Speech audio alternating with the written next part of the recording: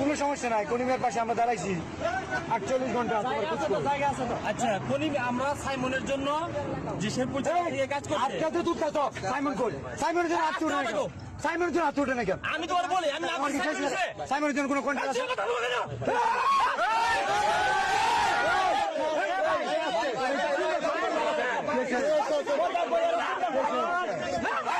কি খাবি?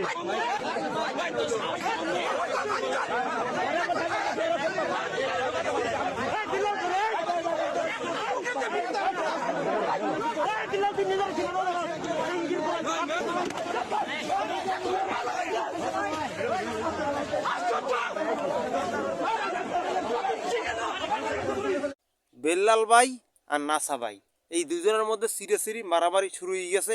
নাসা ভাইয়ের লাঠি লইয়া কুদ্দি উঠতে চলে মারবো। নাসা ভাইয়ের দল আর বেল্লাল ভাই দল কিন্তু চেতাকেরা বেশি, এই দৌড়া হয়েছে সাপলেরই। মানে এরা কি করতে চায়?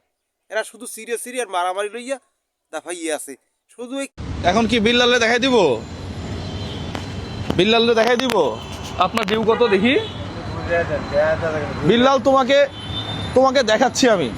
আমার ওমর ভাই একটা হোটেল খুলছে, হোটেলের সামনে শুধু লোক আইতেই আছে। তারা কইতেছে আমাকে সাহায্য করেন। এখন ওমর ভাই সাহায্য করবে কি দিয়া? সে কইতেছে বেল্লাল ভাই তো মানবতার ফেরি গেলা, সে সাহায্য করবে। দুইজন রুগী হয়েছে, তাদের লাগবে 2 থেকে 3 লাখ টাকা লাগবে। এখন ওমর ভাই কইতে আছে তোমার বেল্লাল ভাইয়ের কাছে যাও, যত টাকা দেবে বেল্লাল ভাই দেবে, সে তো মানবতার ফেরিওয়ালা। এখন কি বিল্লালে দেখাই দিব?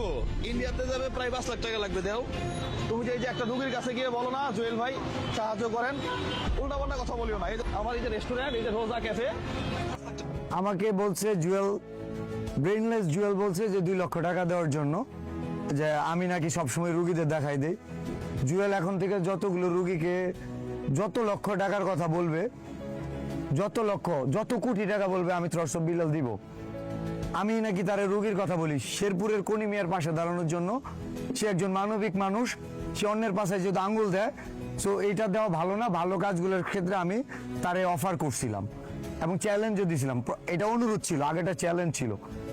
এখন আবার বেল্লাল ভাই কইতে আছে যে মিস্টার ব্রেনলেস, যত টাকা লাগে আমি দিব, আমি কোটি কোটি টাকা দিয়ে দিব, এই রুগী সব পাঠাই দাও, আমি টাকা দিয়ে দিব। এগুলো মানতে রাস, ও শুধু কে কয় লাইন লেখলো সেগুলোর দিকে খোঁজ রাখবে।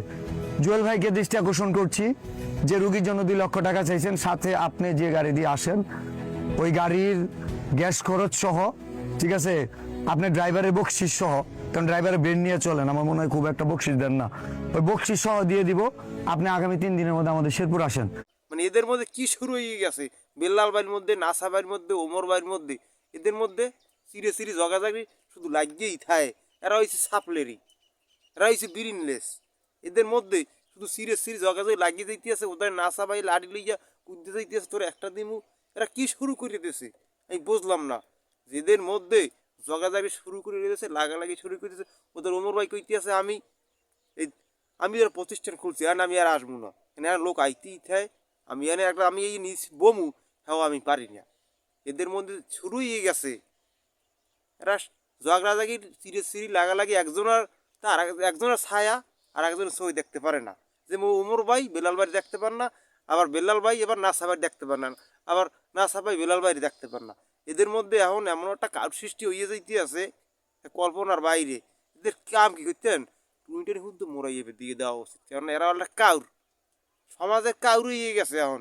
এই বেলাল ভাই এই নাসা ভাইরে আবার কি যেন কইছে, নাসা ভাই আবার কুদ্দি উঠছে, আর লোকজন লই কইতেছে তোরে কেন্দ্র ভালার ভালা। এদের মধ্যে কি যে হয়ে গেছে।